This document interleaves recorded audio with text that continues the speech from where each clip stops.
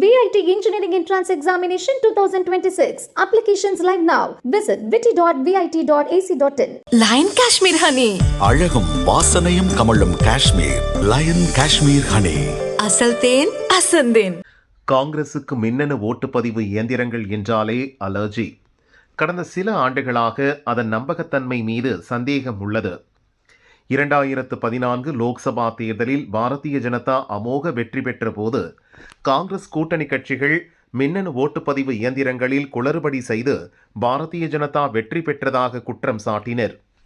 கடந்த 2019 மற்றும் 2024 நடந்த லோக்சபா தேர்தலில் பாரதிய ஜனதா அதிகமான தொகுதிகளில் வெற்றி பெற்ற போதும் அதே பல்லவி தொடர்ந்தது.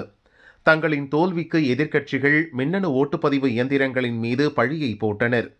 வரும் தேர்தலில் மின்னணு ஓட்டுப்பதிவு இயந்திரங்களுக்கு பதிலாக ஓட்டுச்சீட்டு பயன்படுத்த வேண்டுமென தேர்தல் ஆணையத்துக்கு காங்கிரஸ் நெருக்கடி கொடுக்கிறது. இதற்கிடையே லோக்சபா எதிர்க்கட்சித் தலைவர் ராகுல் ஓட்டுகளை திருடி வாக்காளர் பட்டியலில் குளறுபடி செய்து பாரதிய ஜனதா வெற்றி பெற்றுள்ளது. இதே காரணத்தால் லோக்சபா தேர்தலில் காங்கிரசுக்கு கிடைக்க வேண்டிய தொகுதிகள் பாரதிய ஜனதாவுக்கு கிடைத்துள்ளன. இதற்கு தேர்தல் ஆணையமும் ஒத்துழைப்பு தருகிறது. காங்கிரசுக்கு ஆதரவாக உள்ளவர்களின் பெயர்களை வாக்காளர் பட்டியலில் இருந்து நீக்கி வேறு நபர்களின் பெயர்கள் சேர்க்கப்பட்டுள்ளன என குற்றம் சாட்டினார். ராகுலை தொடர்ந்து கர்நாடக ஐடி துறை அமைச்சர் பிரியங்க் கார்கே கலபுர்கியில் பல தொகுதிகளில் ஓட்டுகள் திருடப்பட்டன என குற்றம் சாட்டினார். ஆலன் தொகுதி எம்எல்ஏ PR பாட்டீலும் போலியான வாக்காளர்கள் மூலமாக தன்னை தோற்கடிக்க முயற்சி நடந்ததாக கூறினார். மின்னணு ஓட்டுப்பதிவு இயந்திரங்களில் உள்ள ஓட்டுகள் திருடப்பட்டிருக்கலாம் என தங்களுக்கு சந்தேகம் உள்ளதாக கூறி வந்தனர். தேர்தல் ஆணையம் பல முறை தெளிவுபடுத்தியும் காங்கிரசார் நம்பவில்லை. தேர்தல் ஆணையம் மின்னணு ஓட்டுப்பதிவு இயந்திரத்தில் முறைகேடு செய்ய வாய்ப்பே இல்லை, அதனை தாராளமாக பயன்படுத்தலாம் என நீதிமன்றங்களும் கூறியுள்ளன.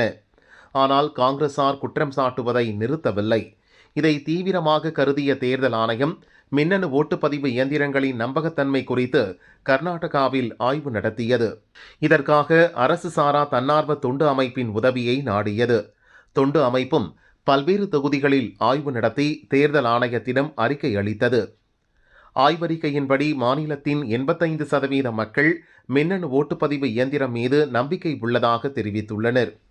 குறிப்பாக அமைச்சர் பிரியங்க் கார்கேவின் சொந்த மாவட்டமான கலபுர்கியில் 94.8% மக்கள், முதல்வர் சித்தராமையாவின் சொந்த மாவட்டமான மைசூரில் 88.59% மக்கள் மின்னணு ஓட்டுப்பதிவு இயந்திரங்கள் மீது நம்பிக்கை உள்ளதாக தெரிவித்துள்ளனர்.